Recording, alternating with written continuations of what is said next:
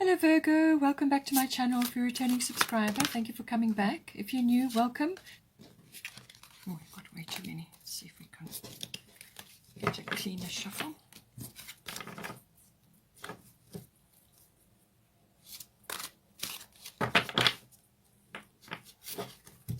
Okay, 7 of Autumn, have patience.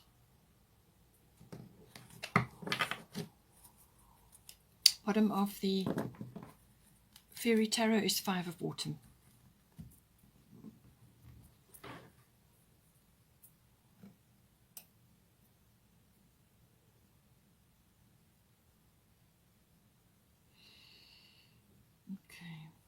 Okay. All right, let's just start here then. So we've got third house. Third house is the house of communication. And this is all forms of communication, whether it's written, verbal, body language. It can even be online, whatever the situation may be. It rules all of that. It also rules communications with specific people. These can be family members, general relatives, aunts, uncles, cousins, siblings, even neighbors can come in with the third house. It's, you know, you could also be about, it could also be communication with a wider audience. So this could be hearing news as well, or receiving information or receiving news, contracts, documents could be coming in, or you could be initiating that in some way. It can also be things like gossip, hearing things, you know, just hearing things from wherever you are or whatever is going on in your life. But it's also about short journeys. A short journey may be coming up for you. And this usually involves car travel or maps. So it's a trip that needs to be planned, so possibly that will come in for you as well. But all forms of communication are very, very important. Specifically, contracts and documents may come up for you. So we've got Mercury. Mercury rules the third house. So we've got a very strong Mercury influence for you, and Mercury rules your sign, as I said. So this, I feel, is going to be very, very important. Mercury is all forms of communication again, but it's also the analytical mind. It's the mind itself. And this can be in the form of learning, sharp wit, very humorous. It's also analyzing things. It's also weighing things up. It's research. It can also be expression, as in teaching or, you know, delivering messages. It's also about the energy of like walking your talk. So actually, you know, living your purpose, but walking your talk. It's also about sincerity, being sincere, because sometimes with the Mercury energy, it can make you a little bit glib, or come across as being a bit scatty as well. You know, too much talking. You know, sales talk, almost gift of the gab. That can all be included in this. But it can also be, as I said, the assimilation or the understanding of things, whether this is verbal or whether it's through research, learning, something like that. And it's got, as I said, a very strong communication aspect to it. So I would say that this is about choosing your words with care, especially if you've got Mercury going retrograde, which will happen on the 29th of May. But there's normally a little period before that. Sometimes it's about a week where you start to notice that Mercury slows down, and that you know, and that can actually already create this this effect where communications can sometimes go awry, and your electronics and your computers and things go on the glitch, your cell phone and so on. All of those sorts of things can happen, but it can also come down to communications. If you can avoid signing anything or doing any contracts during that period till the 22nd of June. There's also a little shadow period afterwards. So all of this, but certainly communication is strongly featured during this period. So, but it's a really, really, really good period to go within and actually to assess whatever you're planning or whatever you're trying to initiate, whatever you're trying to project or to start or to initiate or to sign and, you know, make happen. It's a good time to pull back if possible and actually go over all aspects again. It's like back to the drawing board. It's a very, very important time for Mercury retrograde. So to go over things again, research, do more, you know, go over things, check all the details, triple check them. And if you feel that you are struggling with Mercury retrograde, then ask somebody else who may not be as much affected can go over things for you as well. So very, very important. But all forms of communication. This can also be listening. This can also be multitasking. There may be a few truths that you're hearing as well. But in all cases, take the high road. And if you can, delay any signings or things like that, and go over things again, because you may just pick up a few things which are not, that need refining, or they need sorting out in some way. Things like getting your car serviced during a Mercury retrograde can also be a bit of a problem. But generally, Mercury is aspected here, and it's the ruler of the third house. So communication is very, very, very important. Learning, dissemination of information, few car journeys, and the mental aspect. Bring humor in if you need to, but check your words and your thoughts very, very carefully during this period. We've also got Isha, medicine woman, coming in. So I think what this is doing is saying that you need to be careful. This is about what you're saying and what you're projecting outwards to others. Now, for some of you, you could be a channeler, or you could be disseminating information in some way, and you're connecting via this, you're like a lightning rod, and you're connected to heaven in some way, or to your angels, or to your guides, or to whatever it may be. You're downloading information, and it has a sort of a healing aspect to it as well. So you are a channel for divine healing power. So I do feel that this is to do with what you're saying, what you're writing, what you're communicating with others, and you may be researching, you may be learning things to do with this, but it's saying that this is about using your words with care, all right? Particularly with Mercury, particularly with third house, use your words with care. Choose your words. This is about manifestation as well. So what you think and what you say must be positive. It must be appropriate, and appropriate for the situation. So be careful with that, and use your words, use your power of expression, well, use it well, because you're going to be having this ability, you've got this ability to channel energy down through your words, or through whatever it is that you're doing in the sphere. And it's very much, it's going to have like a healing effect, or it may be even writing. It could be writing things, or you could be using that information to help others, someone in your family. It could be, because I said third house does cover certain family members and so on. So I'm just thinking that it's really to do with choose your words with care, choose your thoughts with care. Your expression is very, very important during this period. And this is why I feel you've got responsibility here, and also why you have the Virgo card, okay? So take responsibility for what you say and your actions, and whatever any contracts or any negotiations or documents that you may be reviewing, be responsible with your actions. And also with, as I said, don't come across as being insincere or glib, or like a sales pitch. This is all about doing things with integrity and being responsible for what you're saying. All right, so just be careful with that. Now we've got here the 8th house, endings and beginnings. So the 8th house is always about cycle shifts. So this is very much about something ending and something beginning. Now, it can be a big cycle that you've already been through. You may be already in the ending, or it has ended, and now you're going through that transition phase where you're starting something new. Just take it as it resonates for your situation. 3 and 2 is 5, so definitely May is important for this. Now, it can be endings of all kinds, and it can be beginnings of all kinds. And this can also be something finance related. So you could be ending the way you have been operating financially up until this point, and you're changing something, and you're now trying something new. You may be changing your portfolios. The finance aspect of the 8th house is big, so it's all a big money. So this is normally your investments, insurances, assets, banking, tax comes in, and in some cases it can be like your any kind of investment, anything big, and it's also to do in certain situations. It can be legacies or inheritances may come in with this as well.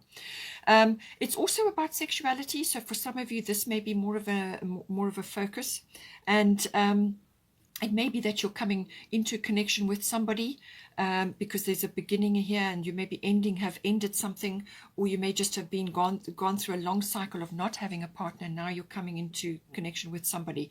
But normally the 8th house is after the 7th. So the 7th is the house of commitment when it comes to relationships, and the 8th house is how the relationship or the partnership, it can be a business partnership, how is that going to work from a material and emotional resources point of view. So how are the nuts and bolts going to hold that relationship or that partnership together? So it can be finance related. It can be all the really serious parts of a relationship. This is about how the nuts and bolts of that kind of relationship or that partnership. How is that going to work? It's also handling other people's money does also come in with this this card as well.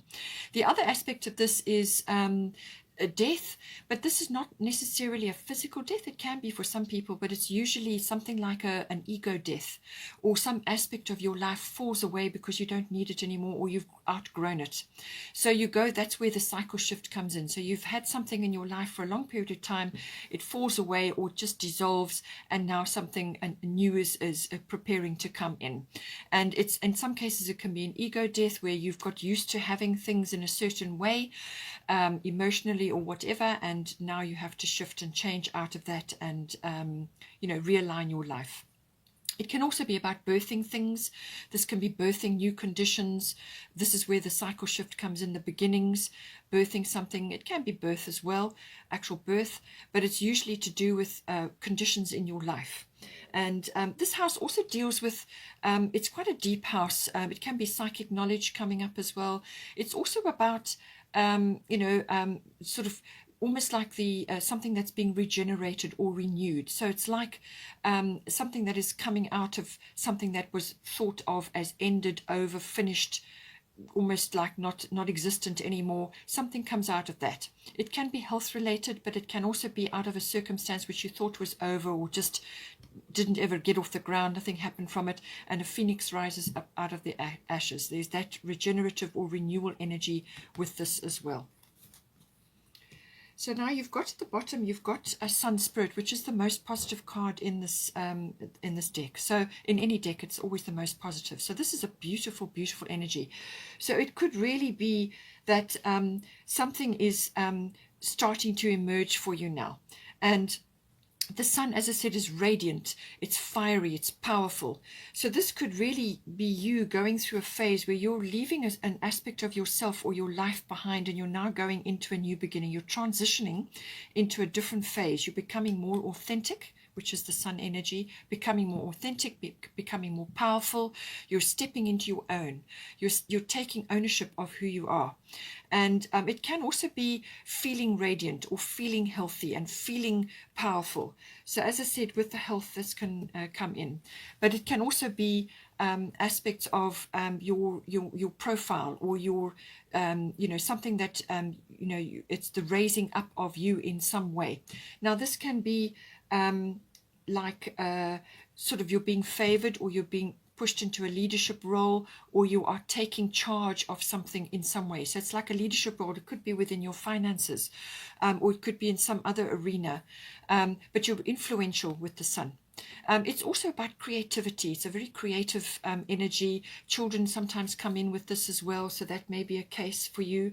Certainly you've got Hathor, which is about nurturing, and children do come in with this card, and also, as I said, birth comes in. So this may be appropriate for some of you, but it's a very positive energy. This is really very positive card, and it's that radiant, a sunny energy, cheerful, things looking up. It's the return of happiness. It's the return of just a brighter outlook in many, many different ways. And but it's also about becoming more powerful in some way. So I do feel that you're taking action in something. Your profile may be rising as well. You may be taking a leadership role, or you are taking charge of something in some way here.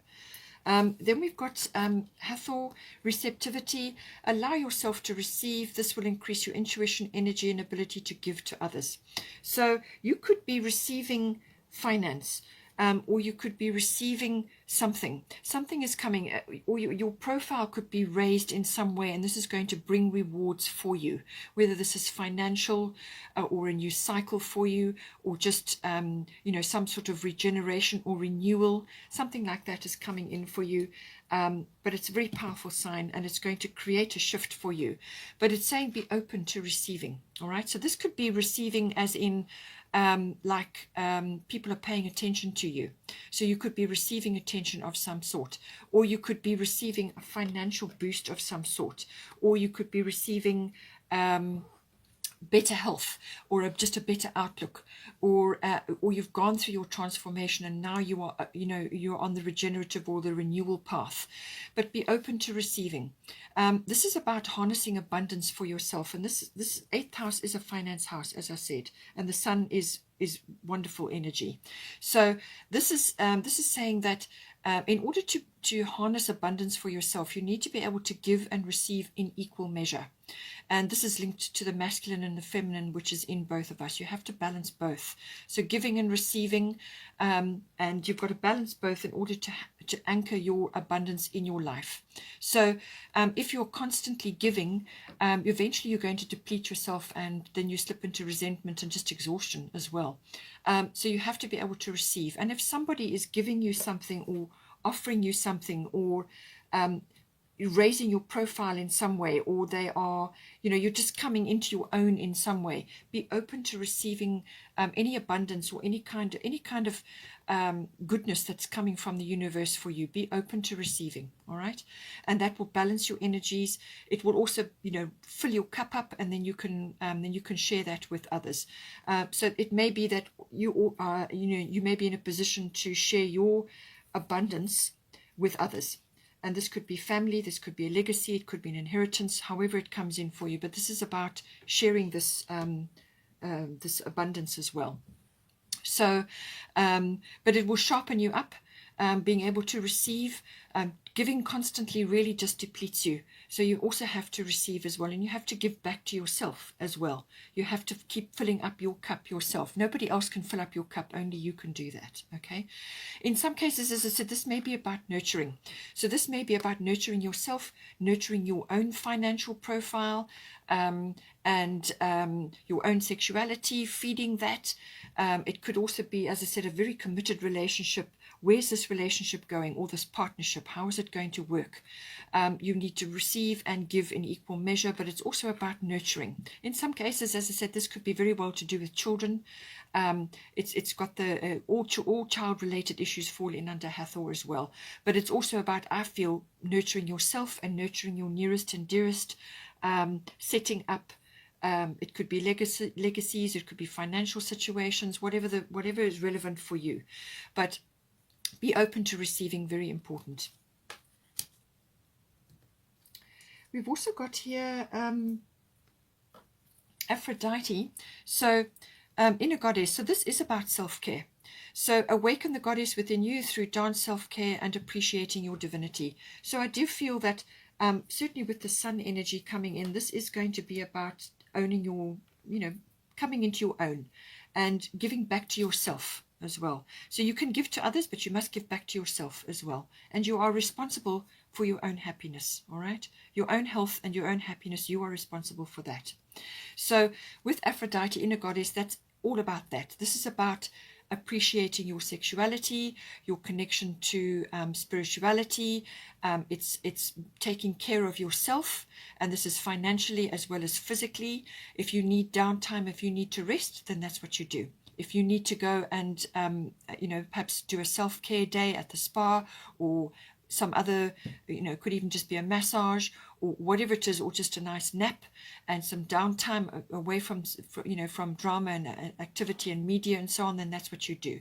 It can also be about, doing things for yourself, a few little spoils along the way. It could be financially or in any other way, but this is about self-care, looking after yourself internally and externally as well, and appreciating your divinity, appreciating who you are, taking ownership for who you are, okay, and appreciating your your wisdom, your experience, and everything that you've been through in this life so far.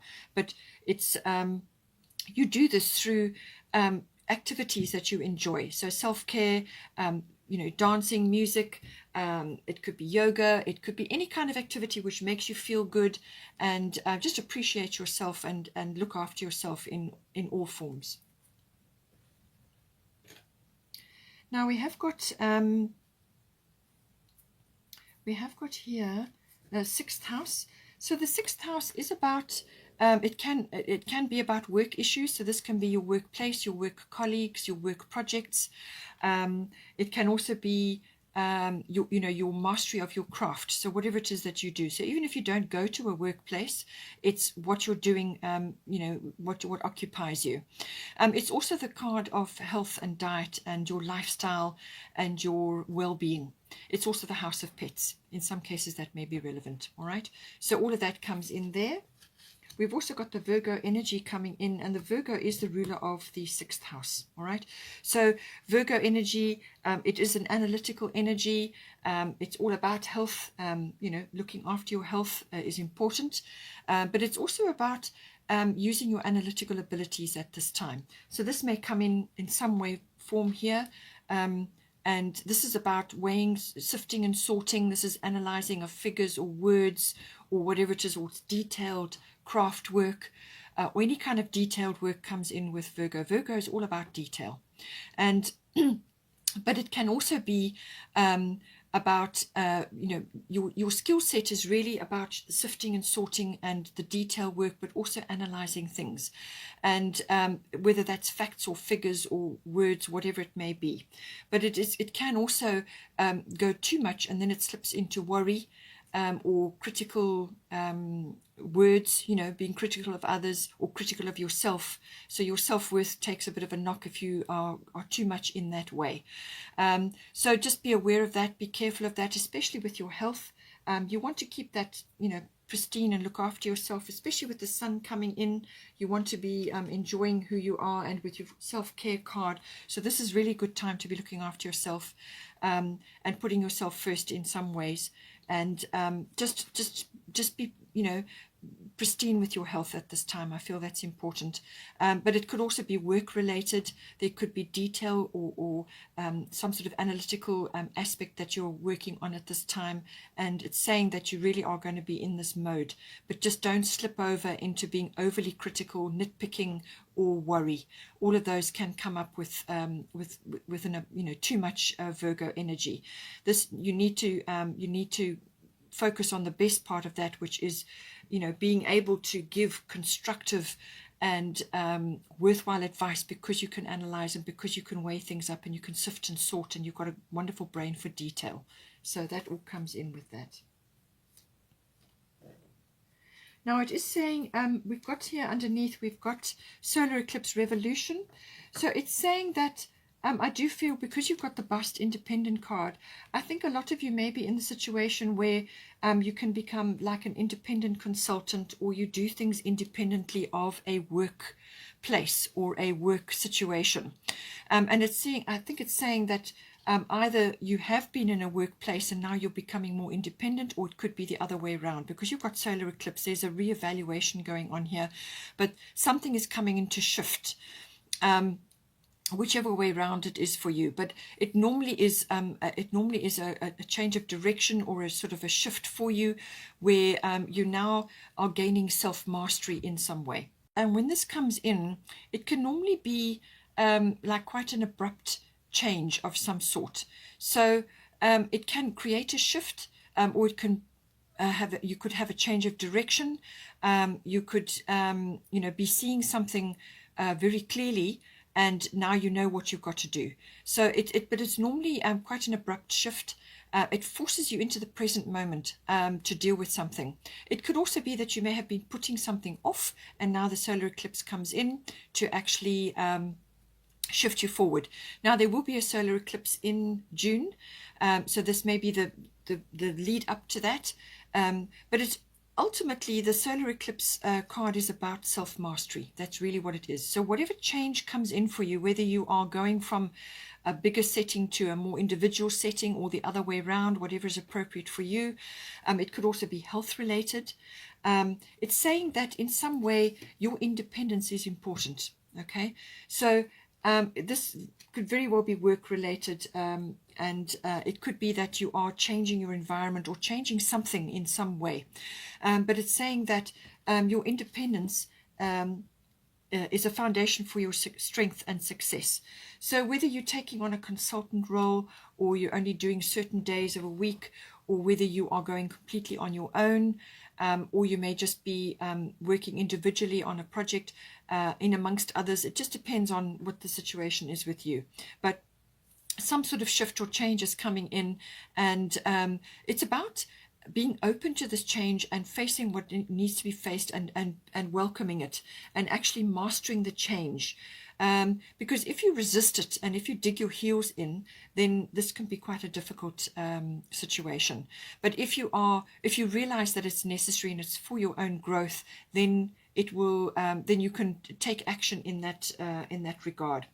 It can, as I said, it can be a complete shift in direction, or it could be that you need to dive in to fix, change, or create something from something that's already existing. So it could be that you just need to reformulate it in some way, but some sort of rearrangement will be coming in with this card. And it's like you've got to go over it again, or you've got to go in to sort it out.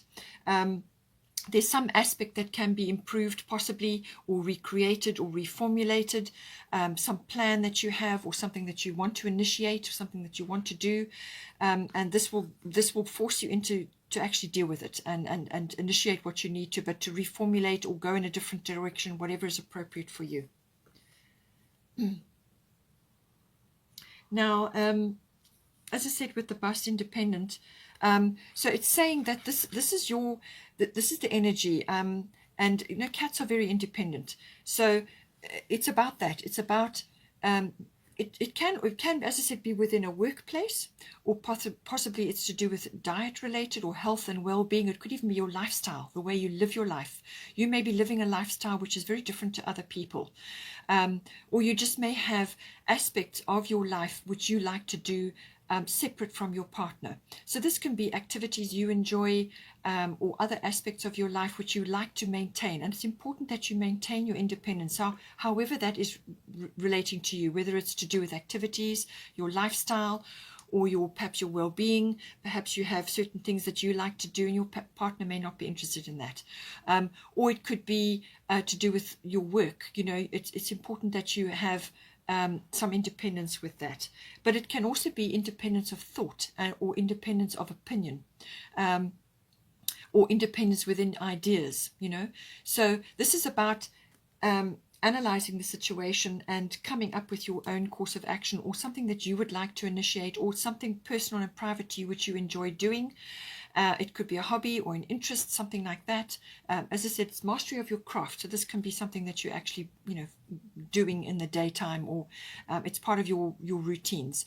But it's saying that some sort of independence is good here, and that's going to help you in some way. You probably are built more this way inclined, specifically from a work perspective, but it can also be from a health, diet, or well-being, or lifestyle perspective. Perhaps your lifestyle is different from your friends, and that's fine.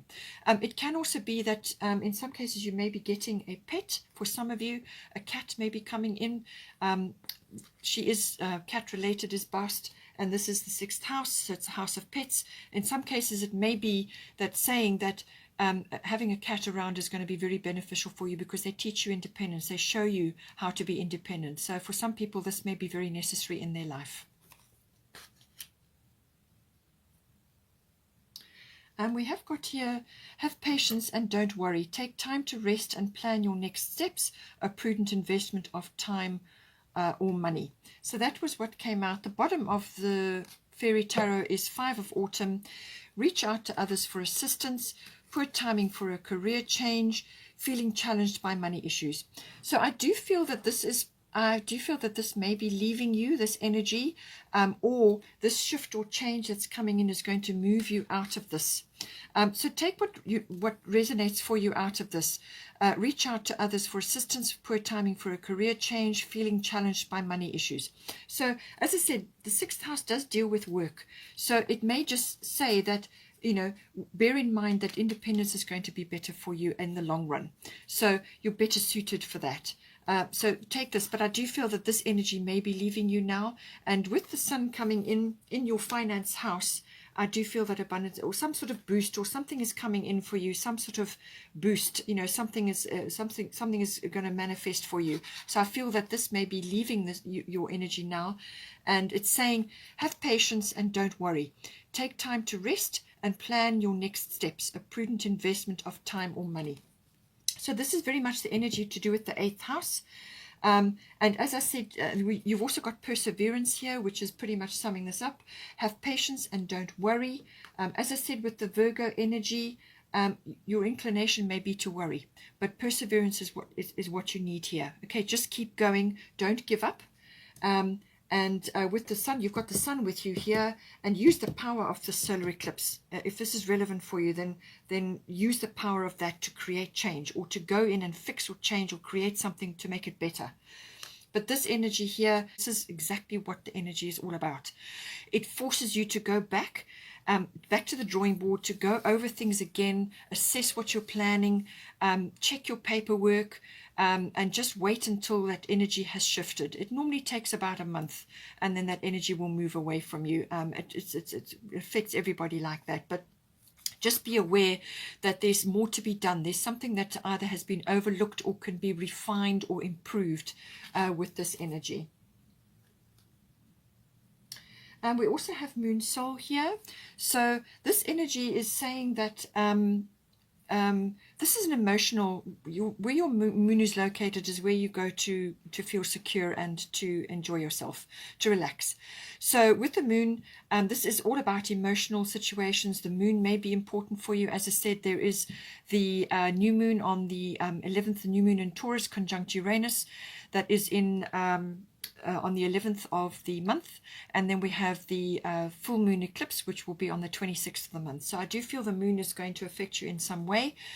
So it's riding the cycles of the moon, so the phases of the moon, and it does affect your emotions, all right, so your emotional life. So if you are feeling with the Virgo energy, sometimes if you find yourself slipping over into resentment or tiredness or crabby behavior, you know, like nitpicking and over criticizing and so on, if you find yourself slipping over into that, then withdraw, retreat, and then you slip into self-care. Then you go into self-care, and this is looking after yourself.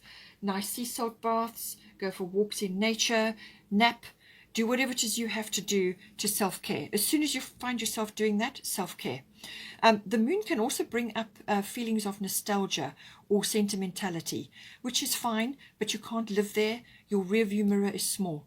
So the past, you can bring wisdom and inner standing from that, but not, you can't make decisions based on that. Your decisions are made in the present moment.